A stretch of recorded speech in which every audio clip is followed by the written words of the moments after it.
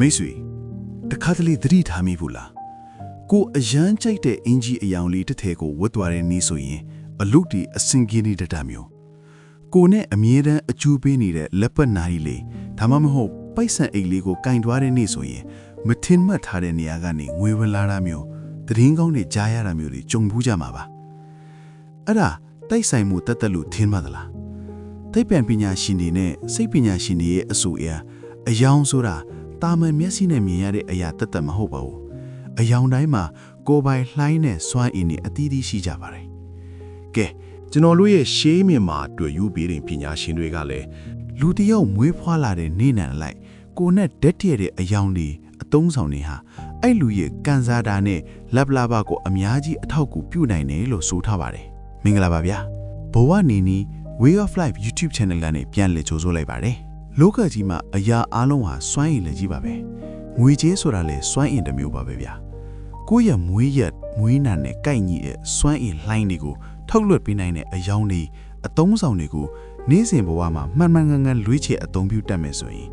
ကိုကငွေကြေးနောက်ကိုလိုက်เสียမလို့ပဲငွေကြေးနဲ့အခွင့်အလည်းတွေကကိုယ့်စီကိုတန်လိုက်တစ်ခုလိုအလိုလိုစီးဆင်းဝင်ရောက်လာမှာဖြစ်ပါတယ်ဒီနေ့ဗီဒီယိုမှာတော့မိတ်ဆွေတို့ရဲ့မွေးနံအလိုက်ကိုယ့်စီကိုငွေဝင်ချမ်းစေမဲ့လက်ရွှင်စေမဲ့အယောင်တွေနဲ့အသုံးဆောင်တွေအကြောင်းကိုအသေးစိတ်ဆွေးနွေးတင်ဆက်ပေးသွားမှာဖြစ်ပါတယ်မိမိမွေးနံလိုက်ဘလို့အယောင်တွေကအကျိုးပေးလဲဘလို့ပိုက်ဆံအိတ်ဘလို့အသုံးဆောင်တွေကိုစောင့်ထားတင်လဲဆိုတာသိရအောင်အဆုံးထိနှားဆင်ပေးဖို့ဖိတ်ခေါ်ခြင်းပါတယ်နံပါတ်1တနင်္ဂနွေသားသမီးများအတွက်တနင်္ဂနွေသားသမီးတွေဟာနေမင်းကြီးရဲ့လွှမ်းမိုးမှုပေါ်ခံရသူတွေဖြစ်တဲ့အတွက်ခေါင်းဆောင်နိုင်စွမ်းရှိကြတယ်တက်ကြွတယ်ထက်မြက်တယ်အလုတ်လုတ်တဲ့နေရာမှာအလွန်ပြတ်သားသူတွေဖြစ်ပါတယ်ဒါပေမဲ့တခါတလေမှာသူတို့ရဲ့ပြင်းထန်တဲ့စွမ်းအင်တွေကြောင့်အပူပင်များတတ်ပြီးတော့ငွေဝင်တဲ့လောက်ပြန်ထွက်လွှဲတဲ့သဘာဝရှိတယ်တနင်္ဂနွေသားသမီးတွေအနေနဲ့ကိုယ့်ရဲ့ပြင်းထန်တဲ့နေမင်းတက်ကိုအေးချမ်းသွားစေပြီးငွေကြေးတွေစုဆောင်းပြီးစေဖို့အတွက်ကိုအစိမ်းရောင်နဲ့အဝါရောင်တွေကိုအဓိကအသုံးပြုပေးရမှာပါအစိမ်းရောင်ဟာကြီးထွားခြင်းငွေကြေးနဲ့တဘာဝတရားရဲ့အယောင်ဖြစ်ပြီးတနင်္ဂနွေဒီအတွက်အထူးလက်ရွှင်ပါတယ်အဝါရောင်ကတော့အောင်မြင်ခြင်းနဲ့ကြွယ်ဝခြင်းကိုကိုစားပြုပါတယ်တနင်္ဂနွေသားသမီးတွေပိုက်ဆံအိတ်ရွေးချယ်တဲ့အခါတားလည်အစစ်နဲ့ပြုလုပ်ထားတဲ့အစိမ်းရင်ရောင်နဲ့အညိုရောင်ပိုက်ဆံအိတ်တွေကိုအသုံးပြုပေးပါဒီအယောင်တွေကငွေကိုမြဲစေပါတယ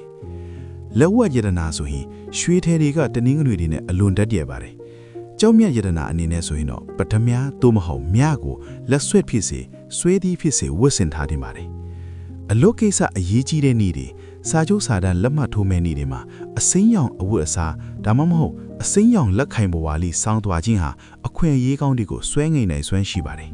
တနင်္လာသားသမီးများအတွက်တနင်္လာသားသမီးတွေဟာလာမင်းကြီးရဲ့လွှမ်းမိုးမှုအောက်မှာရှိတဲ့အတွက်တန်ရောရင်ကြီးတယ်စိတ်ကူးရင်ဆန်တယ်အမှုပညာအာယုံခံစားချက်မှုအလွန်ကောင်းမွန်ကြပါတယ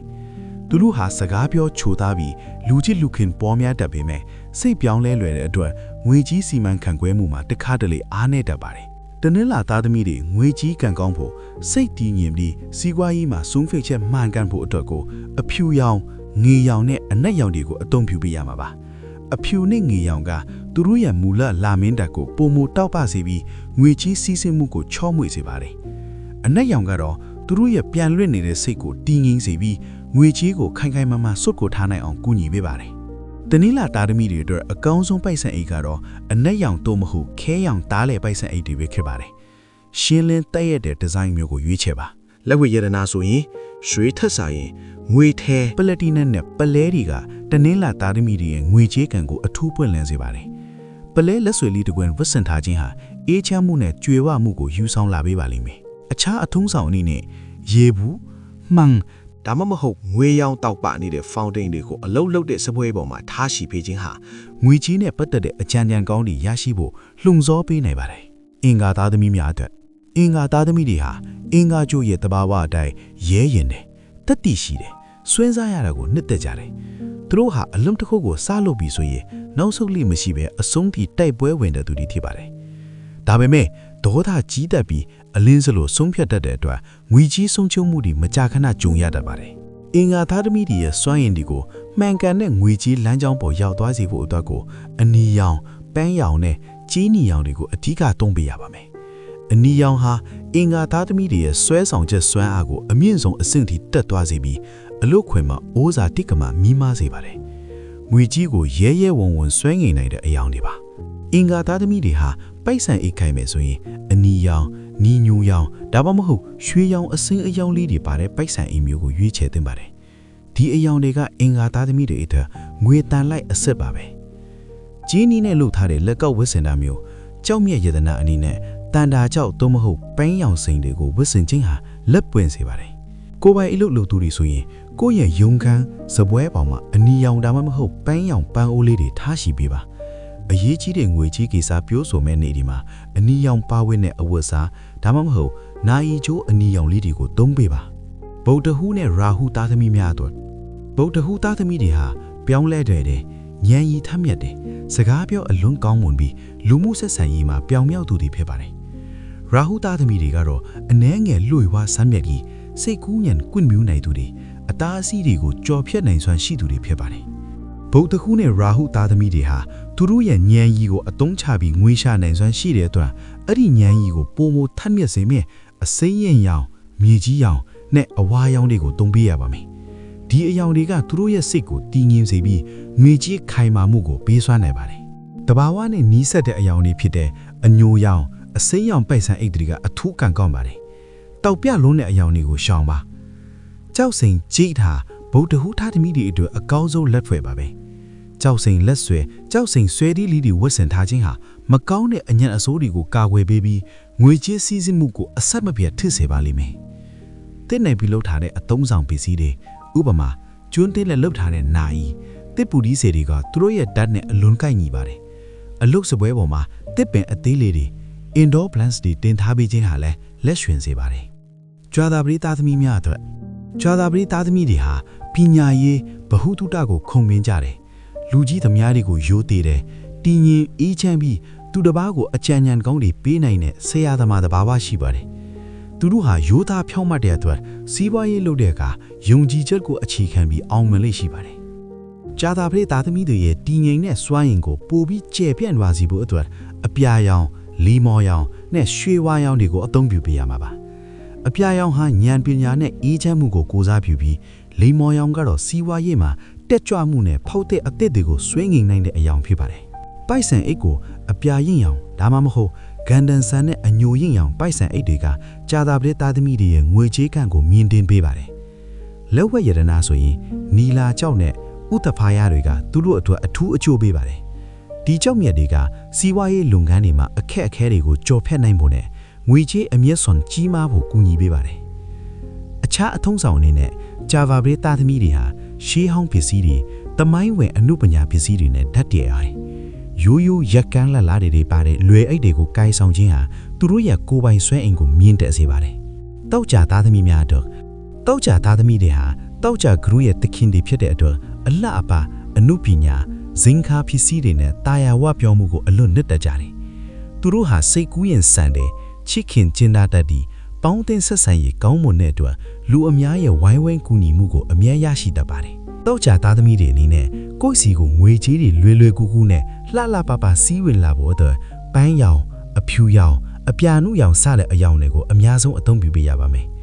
ဒီအယောင်တွေဟာတောက်ကြဂရုရဲ့ဆွဲဆောက်ချက်စွမ်းအားကိုအမြင့်ဆုံးဖြစ်စေပြီးစီးပွားရေးမှာအောင်မြင်မှုတွေကိုအားစိုက်စရာတိတ်မလို့ပဲရရှိစေပါတယ်တောက်ကြသားသမီးတွေရဲ့ပိုက်ဆံအိတ်ကအမြဲတမ်းတန်ရှင်းသက်ရနေရပါမယ်ပန်းနုကြောဒါမှမဟုတ်အဖြူရောင်ဒါမှမဟုတ်အပြာနုရောင်ပိုက်ဆံအိတ်တွေကသူတို့စီကိုချမ်းသာကြွယ်ဝခြင်းတွေကိုဖိတ်ခေါ်ပေးပါတယ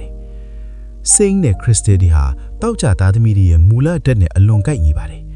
တောက်ပြတဲ့စိန်လက်ဆွဲဒါမှမဟုတ်ခရစ်စတယ်လလီလေးဝတ်ဆင်ထားခြင်းဟာငွေချီးကန်ကောင်းခြင်းကိုအမြဲဆောင်ခြင်းပေးပါတယ်ပိုးသားလိုနူးညံ့တဲ့အဝတ်အထည်တွေမွေးကြိုင်တဲ့ရေမွေးတွေဟာတောက်ကြသားသမီးတွေရဲ့အောင်မြင်မှုလက်ထွက်ပါပဲအရေးကြီးတဲ့ကိစ္စတွေရှိတဲ့အခါကိုယ်နဲ့လိုက်ဖတ်တဲ့ရေမွေးလေးဆွတ်သွားဖို့မမေ့ပါနဲ့စနေသားသမီးများအတွက်စနေသားသမီးဟာတာဝန်ယူမှုတာဝန်ခံမှုအလွန်မြင့်မားတယ်စိတ်ရှည်တီးခါနိုင်စွမ်းရှိပြီးအခက်အခဲတွေကိုမဆုတ်နဲ့ကြိုးစားကြော်ဖြတ်တတ်ကြတယ်သူတို့ရဲ့အောင်မြင်မှုတွေချမ်းသာကြွယ်ဝမှုတွေဟာရုတ်တရက်ရလာတာမျိုးမဟုတ်ပါဘူးနှစ်ကာလရှည်ကြာခိုင်ခိုင်မာမာတည်ဆောက်ထားတဲ့အရာတွေဖြစ်လိမ့်ရှိပါတယ်ငွေဝင်စီမဲ့အကျိုးပေးအယောင်တွေအနေနဲ့စနေသားသမီးတွေရဲ့နက်နဲ့တဲ့စွမ်းအင်တွေကိုထိမ့်သိမ်းထားနိုင်ဖို့နဲ့ငွေကြေးတွေကိုအခိုင်အမာစုဆောင်းနိုင်ဖို့အတွက်အနက်ရောင်ခရမ်းရင်ရောင် နဲ့နေရီပြားရောင်တွေကိုအဓိကအသုံးပြုပေးရပါမယ်ဒီအယောင်တွေဟာစနေသားသမီးတွေအတွက်ဩဇာအာဏာနဲ့လေးနက်မှုကိုပေးစွမ်းပြီးစီးပွားရေးလုပ်ငန်းတွေမှာပြိုင်ဘက်တွေကလေးစားရတဲ့အနေအထားကိုဖန်တီးပေးပါတယ်စနေသားသမီးတွေဟာတရဲ့အထူးနဲ့ပြုလုပ်ထားတဲ့အနက်ရောင်ဒါမှမဟုတ် ခရိုင်းရင်ရောင်ပိတ်ဆန်အိတ်အကြီးတွေကိုကင်ဆောင်သင့်ပါတယ်ဒါဟာသူတို့ရဲ့ကျေပလက်နဲ့စီးပွားရေးလုပ်ငန်းတွေနဲ့ကြီးမားတဲ့ဝင်ငွေတွေကိုလုံခြုံစွာသိမ်းဆည်းပေးနိုင်တဲ့အဓိပ္ပာယ်ဖြစ်ပါတယ်လက်ဝရတနာဆိုရင်ခရမ်းဆွဲကြောင် amethyst အနက်ရောင် onyx ကြောက်တွေဟာစနေသားသမီးတွေအတွက်အထူးအကျိုးပေးပါတယ်ဒီကြောက်တွေကသူတို့ရဲ့စိတ်ဖိစီးမှုတွေကိုလျော့ချစေပြီးငွေကြီးနဲ့ပတ်သက်တဲ့ဆုံးဖြတ်ချက်တွေကိုတည်တည်ငြိမ်ငြိမ်ချမှတ်နိုင်အောင်ကူညီပေးပါတယ်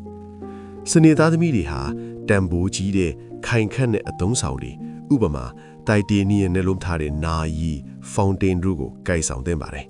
ဒါတွေကသူတို့ရဲ့ခိုင်မာတဲ့အောင်မြင်မှုကိုကိုးစားပြုပါတယ်ကဲငွေကြေးကန်ကောင်းစေဖို့ပိုက်ဆံအိမ်နဲ့ပတ်သက်တဲ့အထွေးထွေလှုပ်ရှက်လေးကိုပြောပြချင်ပါသေးတယ်မိတ်ဆွေအခုဆိုရင်ကိုယ့်ရဲ့မွေးနံနဲ့ကိုင်ညီတဲ့အယောင်တွေအသုံးဆောင်တွေကိုတည်သွားလောက်ပြီးထင်ပါတယ်ဒါပေမဲ့အယောင်မှန်ကန်ယုံနေတဲ့မလုံလောက်သေးပါဘူးကျွန်တော်အရင်ဗီဒီယိုတွေမှာအမြဲတမ်းပြောခဲ့သလိုပဲပိုက်ဆံအိတ်ဆိုတာငွေကြေးတွေတဲ့အိမ်ပါပဲကိုယ့်ရဲ့ပိုက်ဆံအိတ်ဟာဘလောက်ပဲအယောင်မှန်ဓာတ်မှန်နေပါစေအထဲမှာမလိုအပ်တဲ့ဗီဇာအဟောင်းတွေတက်တန်းကုန်နေတဲ့ကတ်တွေအမိုက်တွေတဲ့ပြည့်နှက်နေမယ်ဆိုရင်အဲ့ဒီပိုက်ဆံအိတ်ထဲကိုငွေကြီးအသစ်တွေဝင်လာဖို့နေရာရှိမှာမဟုတ်ပါဘူးပိုက်ဆံတွေကိုခောက်ချူပြီးဖြီးတိထဲထားတာမျိုး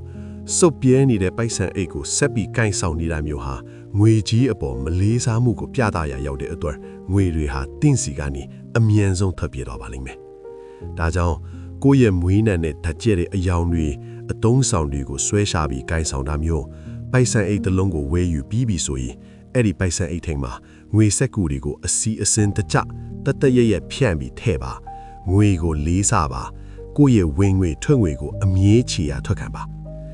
နီးကုံချုံအနေနဲ့မိတ်ဆွေတို့ကိုတတိပေးခြင်းတာတခုကတော့ဒီအယောင်တွေဒီအတုံးဆောင်တွေဆိုတာကျွန်တော်တို့ရဲ့ယုံကြည်မှုကိုပံ့ပိုးပေးမယ်ကိရိယာတွေသာဖြစ်ပါတယ်